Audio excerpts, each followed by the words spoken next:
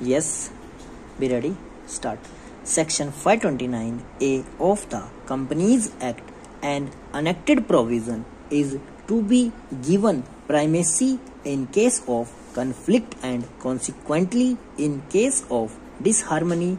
This section will override the discordant provisions of the Companies Act and all other enactments in force. Stop. Section 529A of the Companies Act was enforced by Act number 35 of 1985 with effect from 24th May 1985. Stop.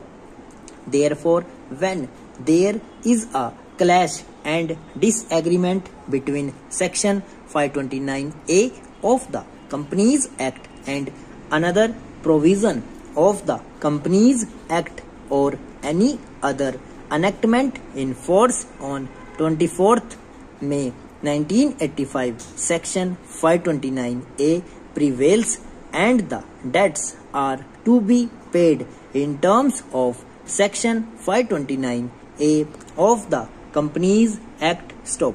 As per clause within bracket B of subsection within bracket 1 to Section 529A of the Companies Act, the debts due to secured creditors to the extent such debts under clause within bracket C of the proviso to section within bracket 1 to Section 529 rank pari passu with the workman's dues are to be paid in priority to all other debts. Stop.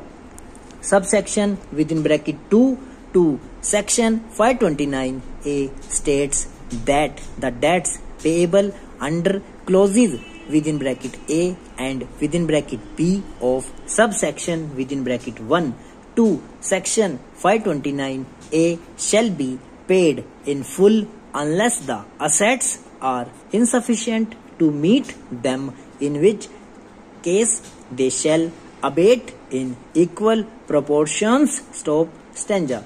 In the present case, we are not required to examine the interplay and principle of proportionality with reference to clauses within bracket A and within bracket B to Section 529A of the Companies Act, albeit we must give full effect to and enforce the enacted nature of Section 529A of the Companies Act, whereby notwithstanding anything contained in any other provision of the Companies Act or any other law for the time being in force on 24th May 1985 on winding up of a company, the debt due to the workman and the debt due to secured creditors as specified rank